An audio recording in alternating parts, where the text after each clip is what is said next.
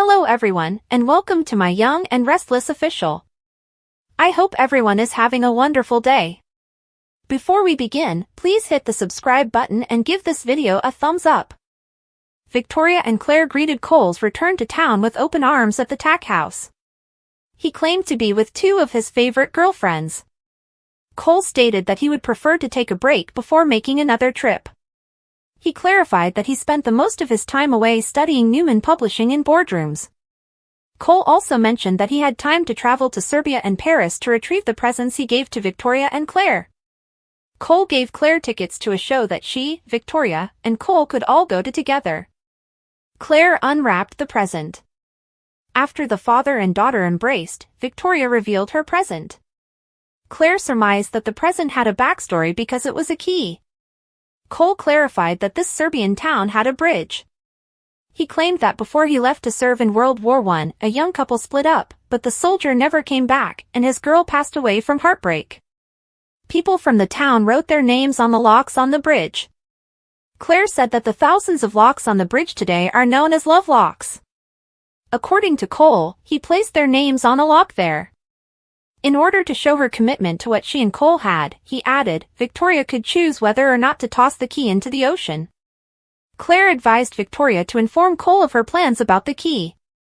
Victoria stated that in order for Cole to learn what she would do, he would need to take her there. Cole proposed that they have a late lunch to continue celebrating his return.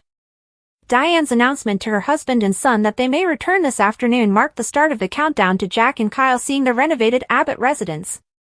Kyle gave his mother praise for her work around the house. Anything she did would be fantastic, he said. Diane questioned a reserved Jack about his feelings and thoughts. Jack admitted that he wasn't sure he wanted to see the alterations done to the house he loved, but he had felt at ease with the thought. Diane was taken aback by Jack's regression to this state of mind. Jack claimed that he felt at ease as soon as he entered the Abbott residence through the glass doors. He dreaded that he would never feel that way again, but there was no going back now. Diane has amazing taste, Jack quickly added. Kyle lightened the situation by telling his father that he could move in with him and Claire if he didn't like it, while Diane reassured her husband that he had nothing to worry about. Jack quickly withdrew to avoid upsetting Diane, interrupting Kyle and Diane's small conversation by declaring they needed to get this over with. Kyle questioned his dad why Diane had departed to take care of some last-minute preparations. Kyle made an effort to cheer up his dad. He noted that maybe Diane hadn't done much and that even Victor had the ranch restored. Tracy and Ashley approved the modifications, according to Kyle. Jack mentioned that he didn't want Tracy and Ashley to lose their sense of security because his sisters were going through a lot. His aunts have shown themselves to be resilient, Kyle noted. Jack reminded Kyle that his grandmother, Dina, had passed away in the house. Kyle explained to his father that he must trust Diane. Jack expressed gratitude to his son for his encouraging remarks. In order to provide Harrison a nutritious meal in return for the bakery delight, Kyle went outside to grab a scone.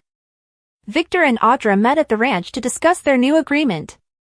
She claimed that after reviewing the contract with her lawyer, she was prepared to sign it. Nate wanted to see the contract, Audra added.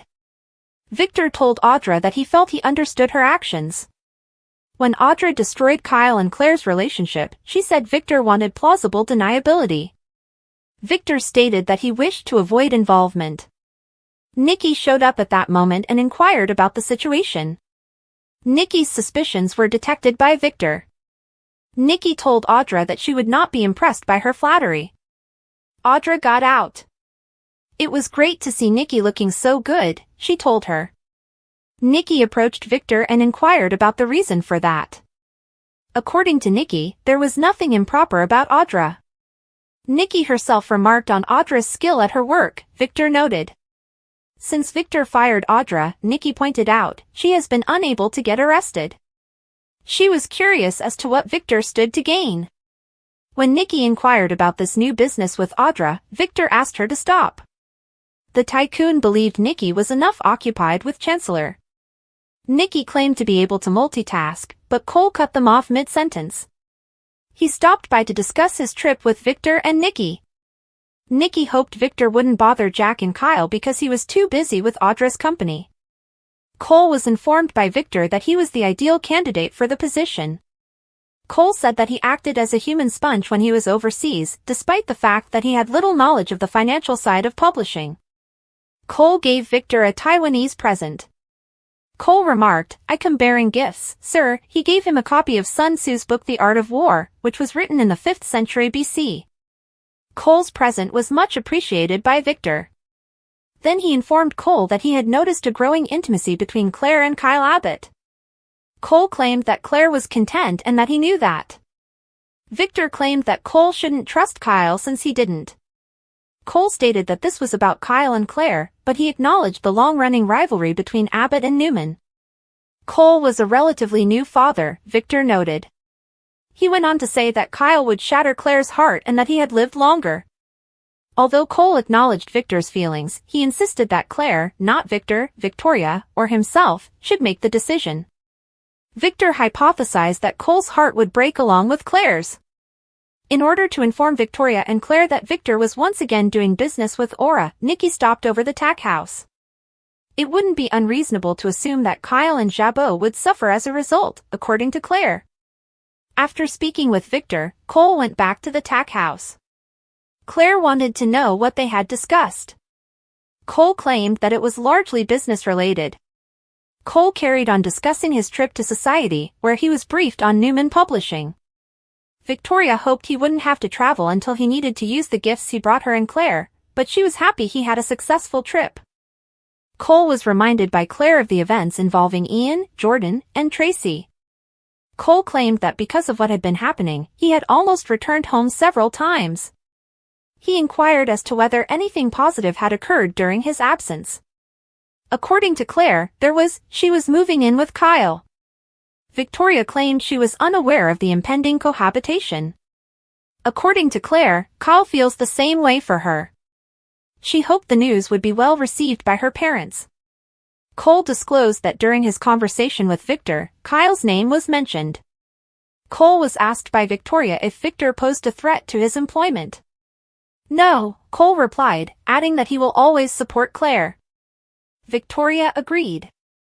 Then Cole started to cough. Victoria inquired about his well-being.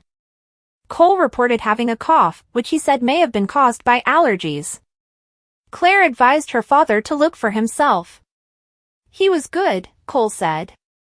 As they celebrated their wonderful news, Cole shifted the conversation by stating that Kyle needed to be with them.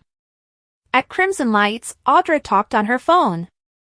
She declared herself prepared to sign the contract. Then Kyle bumped into her while grabbing Harrison's scone. He questioned whether Audra had deceived Victor into this agreement. After Victor mentioned that Audra had told him that he would soon come up against competition, he conjectured that Audra's new position with him is in the cosmetics sector. Kyle told Audra that he made it through Victor's final business maneuver by becoming CEO of Jabot. "Your father felt terrible for you, which is why." Audra mocked Kyle. "He picked you up and put you right into a Nepo baby job. He didn't think she would succeed in her next position." Audra affirmed that she was returning to the field of cosmetics. In the face of Jabot's decades-long success, Kyle wished her luck. According to Audra, Kyle will always suffer from his father's problems. She went on to say that she was aware of Kyle's shortcomings. Jack and Kyle reached the Newman residence. Diane answered the door. The guys in her life were requested to close their eyes. She went on to say that they could open them. The new Abbott living room caught the attention of both guys. "What do you think?" Diane inquired. "All I can say is wow," remarked Kyle.